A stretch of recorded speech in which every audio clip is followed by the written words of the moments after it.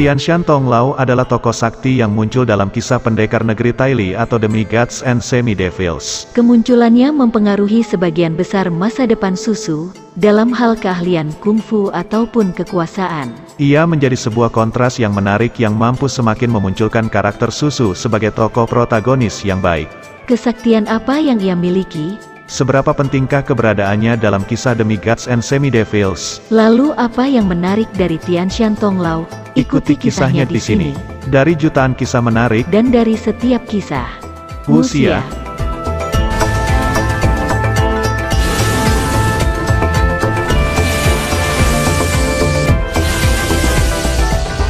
Tianshan Tonglao adalah penguasa Lingjiu yang dengan cukup kejam menciptakan jurus jimat hidup dan mati untuk mengontrol semua orang di sekitar istana Lingjiu.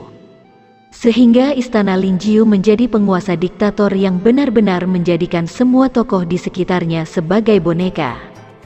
Jimat hidup dan mati ini seperti racun yang ditanamkan dalam diri seseorang, dan tanpa obat yang diberikan oleh Tianshan Tonglao, racun itu akan bereaksi hebat membuat orang yang terkena jimat ini benar-benar tersiksa. Hidup tak mampu, mati pun tak mau, sebelum ia menjadi pemimpin istana Lingjiu. Ia adalah murid tertua di perguruan Xiao Yao atau sekte hidup bebas di bawah bimbingan Xiao Yao Zi, yang sosoknya sama sekali tidak muncul dalam kisah ini. Ia memiliki dua adik seperguruan, yaitu 1. Li Qiusui, 2. Wu Yazi. Tiga tokoh ini adalah tokoh silat dengan ilmu kungfu yang sangat tinggi. Di masa mereka berguru, Wu Yazi memiliki ilmu kungfu yang paling tinggi, sehingga ialah yang menjadi penerus ketua sekte Xiao Yao. Tetapi apakah Tianshan Tonglao benar kalah sakti jika dibandingkan dengan Wu Yazi? Mengingat di akhir masa mereka Wu Yazi selama 30 tahun menjadi lumpuh karena dicederai muridnya sendiri.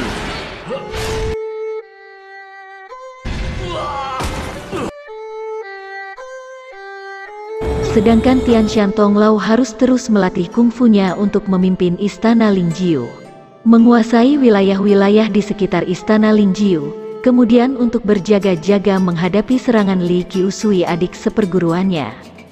Tak lepas dari itu ia mempelajari jurus internal tenaga dalam yang tinggi dan memiliki resiko akan merubah wujud dan kemampuannya setiap 30 tahun sekali. Melihat fakta itu, apa benar Wu Yazi lebih sakti dibandingkan Tianshan Tonglao? Sebelum membahas ke sana, kita akan membahas perjalanan kemunculannya di serial Demi-Gods and Semi-Devils.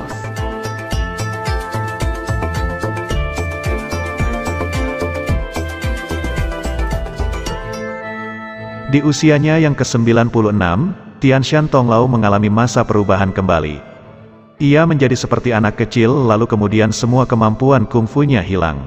Hal ini diketahui oleh seluruh pengikutnya di istana Lingjiu dan adik seperguruannya, yaitu Li Qiusui. Hubungan antara Tianshan Tonglao dan Li Qiusui sama sekali tidak baik. Bahkan di masa hidup mereka terus semakin mengintai nyawa satu sama lain. Sebelum kita bahas sebab perseteruan mereka, kita akan mengulas dahulu beberapa kemampuan atau ilmu yang dimiliki Tianshan Tonglao yang dimunculkan di kisah ini. 1. Beberapa jurus dari aliran Xiao Yao seperti jurus Dewa Beiming, Langkah Bidadari, dan mungkin beberapa ilmu lain dari Xiao Yao yang dikuasai oleh Wu Yazi ataupun Li Qiusui. 2. Jurus Tianshan Zemei Zhou yang ia ajarkan kepada Susu. Jurus ini terbagi dalam beberapa bagian yang tergambar di ruang rahasia istana Lingjiu. Tiap bagiannya mengandung ilmu untuk kultivasi, revitalisasi, dan tenaga dalam. Jurus ini tidak bisa dipelajari sembarang orang, hanya orang dengan tenaga dalam tinggi yang mampu mempelajarinya.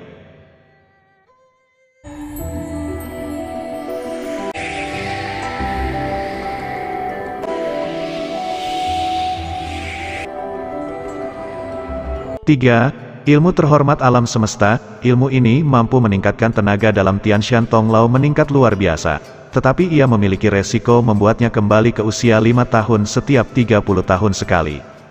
Karena ilmu inilah Li Qiusui mungkin tidak berani menantang secara terang-terangan kepada Tianshan Tonglao, tetapi karena ilmu ini jugalah membuat Li Qiusui menemukan kemenangan mutlak atas resiko dari ilmu legendaris ini. Ilmu ini adalah ilmu yang tidak dikuasai Li Qiusui ataupun Wu Yazi. Sedangkan beberapa ilmu sebelumnya mereka menguasainya, walau mungkin detailnya berbeda. Satu lagi ilmu tambahan yang Tian Shan Tonglao ajarkan pada Susu adalah ilmu jimat hidup dan mati. Ilmu yang digunakan Tian Shan Tonglao untuk menanamkan teror kepada orang yang dikehendakinya.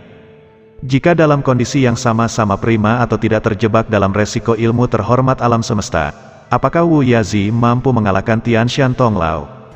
Pastinya tidak mudah buat Wu Yazi atau bahkan Sui Permong, berarti masih memungkinkan jika Tian Shan Tonglao menempati peringkat tertinggi sebagai pendekar tersakti di jagat Jinyong. Tetapi Anda boleh memiliki asumsi yang berbeda dengan asumsi sebelumnya.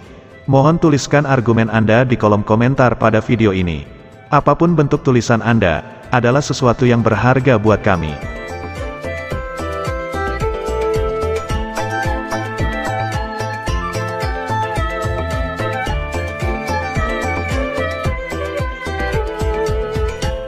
Tian Shan Tonglao jatuh cinta terhadap Wu Yazi, sehingga ia harus terus berseteru dengan Li Qiusui.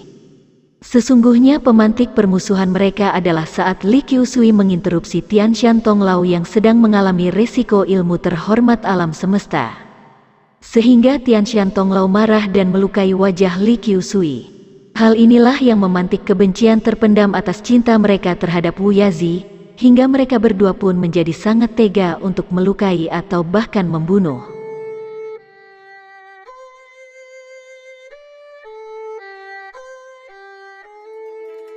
Tapi pada akhirnya tidak keduanya yang Wu Yazi cintai.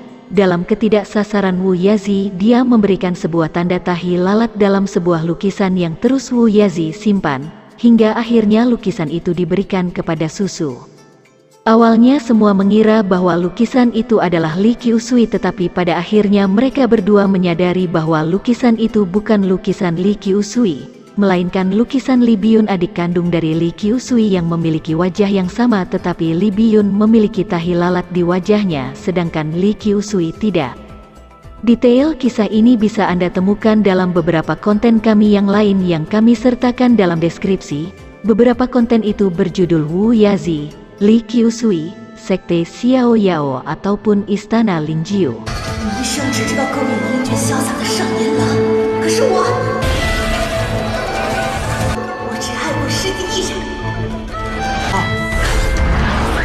Akhir cerita di hadapan Susu, Tian Shan Tonglao mati dengan bahagia menyadari bahwa bukan Li Qiusui yang ada dalam lukisan itu. Dan sebelum kematiannya ia menunjuk Susu mewarisi kepemimpinannya di Istana Lingjiu. Keberadaan Tian Shan Tonglao adalah sesuatu yang sangat berharga dalam kisah ini. Ia memberi pengaruh besar terhadap masa depan Susu. Dan bukan hanya itu, ia salah satu tokoh yang membuat kita menyetujui sebuah ungkapan legendaris tentang cinta, yaitu, cinta deritanya tiada akhir.